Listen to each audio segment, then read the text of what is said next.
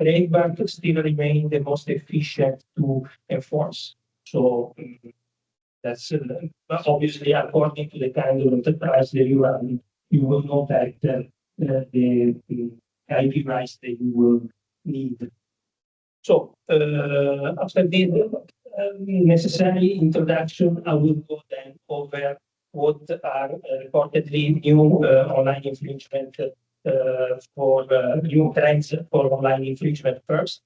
So as we all know, with the advent of social media platform, and particularly social media platform sales, now integration of live streaming and social e-commerce are becoming increasingly an issue. How to address and enforce IP rights on this platform is an issue because it's often very difficult to follow up on live stream media, short videos that are to be removed, are more difficult to be followed up on infringement rather than with sales link, which has been now more used to in online sales platform. The other new trend is instead the usage of EI, so EI-driven infringement on common platforms on several sites. Okay, so as I was saying, three are these new trends of online infringement online. The first one is the integration of live streaming and social e-commerce, so selling products through micro video and on social media platform and live streams on the platform same. The second is instead the usage of EI on infringement, meaning the elaboration of, for example, trademarks of product for the purpose of sale, or other usage of EI for online sale purposes. And third, use classic, which is malicious trademark spotting, which is always something that still actually affects SMEs. Actually now, as I was saying before, maybe where the enterprise forget to register their trademark, they even suffer themselves take down notice on online platforms from infringement. So they're even more aggressive. So these are the trends. Then I try to summarize a little bit.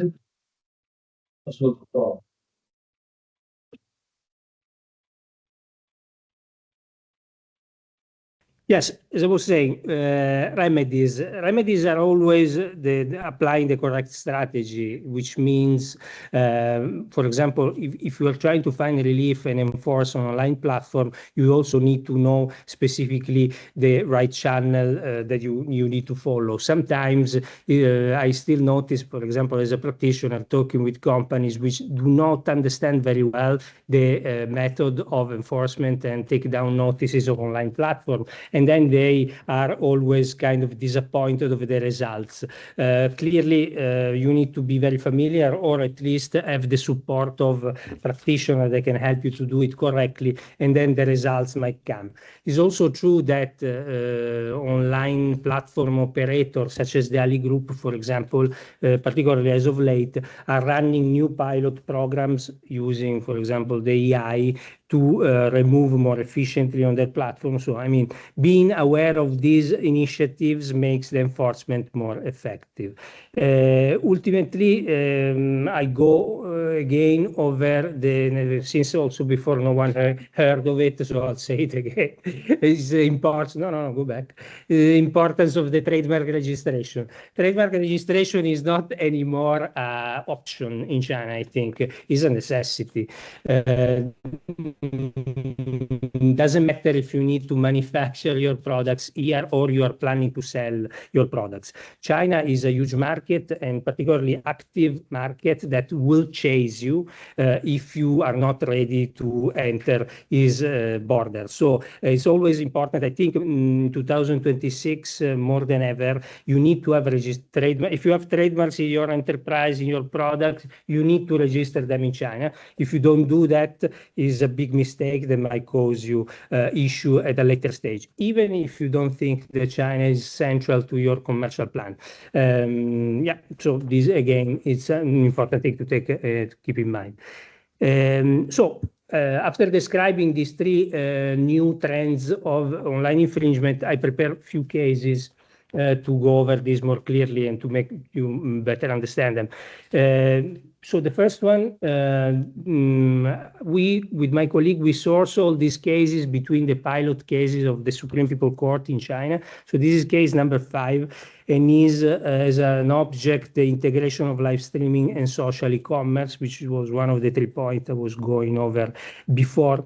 The subject company is Huawei, which had suffered, I think from a company from Zhejiang, the issue of several short videos posted on online sale platform with sellers which were dressed and pretending to be authorized Huawei salesmen were selling the product. They were driving instead the sales through channels for counterfeiting products.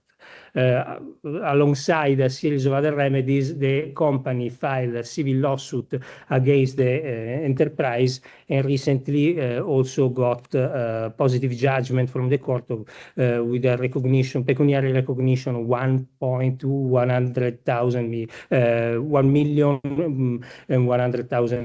RMB, which is quite sizable amount in China. So this is, for example, one of the examples of how you can act on trademark infringement and unfair competition, even in short videos posted on online sale platform. Then I had another example. These other more, yes, this is a this example that we found instead as a source in this Supreme People's Procurate news. I think the judgment is either not revealed or not rendered yet, but they analyzed a very interesting issue, which is basically the reworking through AI of copyrighted material. So in essence here, the defendant used copyrighted material to a certain extent, re-elaborated through AI, not much re-elaborated. So we actually made minor adjustment in the specific case and used then the AI generated images to sell products online. I think specifically in this case was Jigsaw puzzle products. And so we here, even the procurate in the news reaffirmed that in this case, the elaboration through AI doesn't constitute transformation of the original work. And so it's actionable as an infringement, which is quite useful to know, particularly for artists and authors, and specifically having a prior case which is affirming the boundaries of re-elaboration through AI is quite important, I think, nowadays. So, and this is another second case. And then I think I will then move to the offline new trends. So after the online trends, you know, obviously with all these changes, with the, you know, now more central importance of online sales platform, also offline infringement are changing. These three are, I think, the most important trends, particularly for production and distribution of counterfeit in China.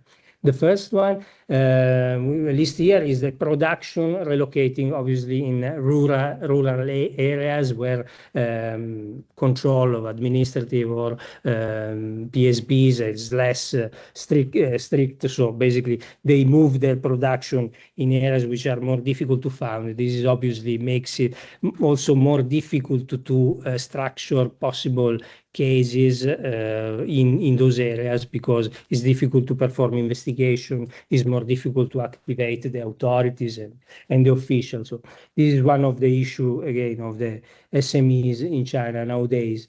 And the other one is also the considering the efficiency of authority instead in central areas in China. Now they're specializing, dividing the labor in the infringement chain. So the products are not anymore assembled and produced both all in all its parts in the same places, but they are actually separating the various parts of the process in different areas in order not to be chased easily. and also to replace one of the part if in case the authorities would, for example, take down some of the enterprises part of the group. It's easier for them to keep on producing the products, the infringement, and distributing them. And the third one is the made-to-order production instead, which is also a big issue. So also tendency for specific product not to mass produce and then store the product into warehouses for later sale, but produce only upon order and then very quickly ship them and distribute them. And so this makes particularly easy to be particularly difficult to chase the flow. So these are again these new trends in the offline infringement. Also for this one, I brought few recent example cases. The first one it's from the first one is as an object Lego Group bricks. Is a recent case which was published by Jinshan People's Procurate. It's very interesting because basically describe, as you can see in my slide, describe a network of apparently up to 25 suspects which have been producing Lego bricks and product for up to 200 million RMB, in sales, but very smartly so they had a chain of production which wasn't very easy to chase. So I think here a lot of investigation for in a longer span of time been needed before being able to get to the arrests. So there were apparently 10 criminal hideouts in 3 provinces. As you can see here, the production was in Henan, then warehouses mostly, more often was in Guangdong, and sales instead were happening in Zhejiang. Now, this is interesting, and I think is also very peculiar of China, because I think this can happen very easily only in China, where there is an extremely efficient logistics and shipment of products. So being so reliable, even infringers are taking full advantage of this. This is a very interesting case, and again, it was published by Jinhan People's Procurate recently. And this is for the chain. And then I have another one, which is instead, it's interesting on two other point. This is for PopMart instead. You probably all know PopMart, little statue. It's an interesting business model where they have a lot of licenses with many other IPs. In this specific case, I think had as object Farmer Bob statues. So specifically here, the seizure of the product happened not on the finalized dolls, but on the white canvas dolls. So on the unfinished dolls, which is also interesting because allow us a new frontier of enforcement. Obviously here the copyright owner had filed a copyright also on the white doll as a work of art. But this, I think, is a nice example of how strategically you can use your IPR against infringement. So it's not just about the licensing and the trademarks, but it's also about here they thought about the statue as a work of art on its own, which is ultimately brought to the possibility of seizing the product in view of production, not just the finished product. So also very interesting case. And so to conclude, so these were basically the trends, and ultimately I'll briefly address also the remedies. So remedies in general are always the same. So administrative remedies for more easily actionable seizure of product in a straightforward infringement of trademark, for example.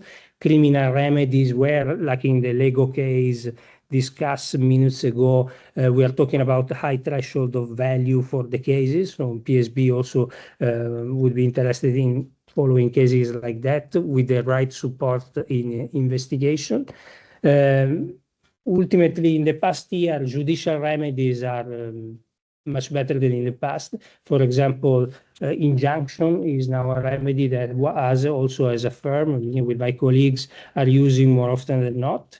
In the past, it was very difficult to obtain an injunction in China. Now this happens, and also freezing the assets of companies in order to stop them to produce further or go on with their enterprise. Actually, I had a case recently with my colleagues where we stop and froze the assets of the company of an infringer, and we received a positive judgment for 2 million RMB. The company, rather than appealing further in second instance and go on with the legal battle, prefer to pay the 2 million upfront in order to have their assets unfrozen, which is, I think, is something that tell us a lot of the new possibility on the strategic approach of enforcement in China. And ultimately, as usual, also custom border protection. If you have right register, then you have also your right register at the GAC in China, the custom administration of China. You can also follow and chase the flow of counterfeit leaving China. I think this concludes my presentation. I think I put here a few key takeaways, but that's it. Thank you.